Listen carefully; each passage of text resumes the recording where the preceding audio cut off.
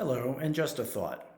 Now, I'm sure that by now you know that there is the potential of a full-scale invasion by Russia into Ukraine through the eastern, southern, and northern borders of Ukraine, correct?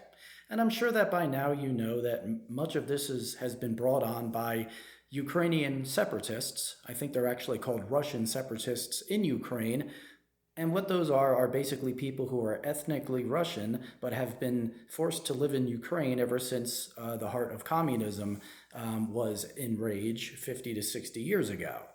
Okay? And I'm sure that what else you know is that our president, okay, Joe Biden, is taking Ukraine's side in this matter and imposing sanctions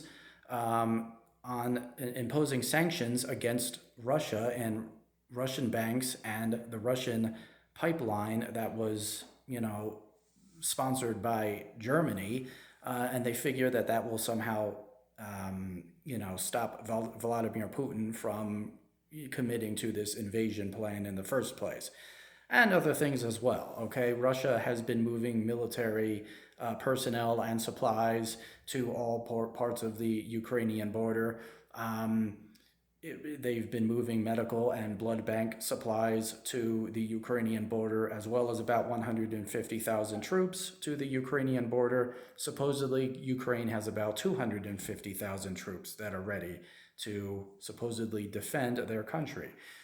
Okay, so all of that you probably know, right? And so an invasion into Ukraine by Russian forces is possible, and as they're calling now, imminent.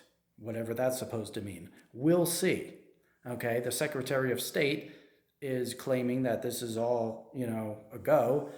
If none of this happens, it will lend to some of the questionable credibility of President Biden, the Secretary of State, and the other officers in the administration of our country, if none of this ends up happening in the first place.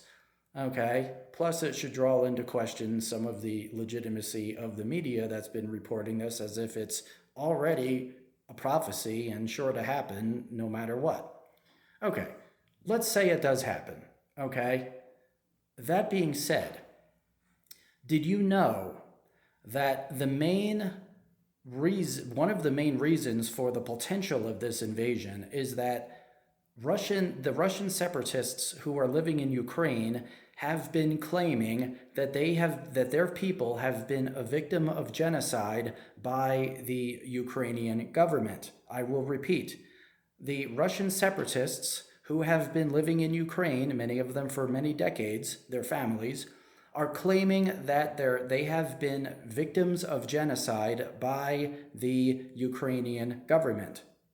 Don't you think that before America or any other allied country on the planet chooses to take sides, since many of them are deciding to take sides with Ukraine, that maybe we should investigate a little bit further into whether or not the separatists' claim of genocide is true before we decide to take the side of Ukraine? If in fact Ukraine is guilty of genocide and all Russia wants to do is try to defend its people who are exiled into Ukraine from the potential of genocide, I think Russia kind of has a point in that regard, and they would be taking the higher moral ground than would be Ukraine if in fact Ukraine is guilty of genocide. So maybe we should investigate that claim a little bit further before we decide to take sides with the country that is committing the genocide, allegedly. I mean, has anybody learned anything from Nazi Germany and the lessons that we hopefully learned from that era before we're going to go ahead and decide to hold up at a high pillar a country which, again, is committing genocide? I'm just saying. All right? Just a thought. Anyway, you let me know what you think. That is all for now. So on that note, signing off and goodbye. Peace.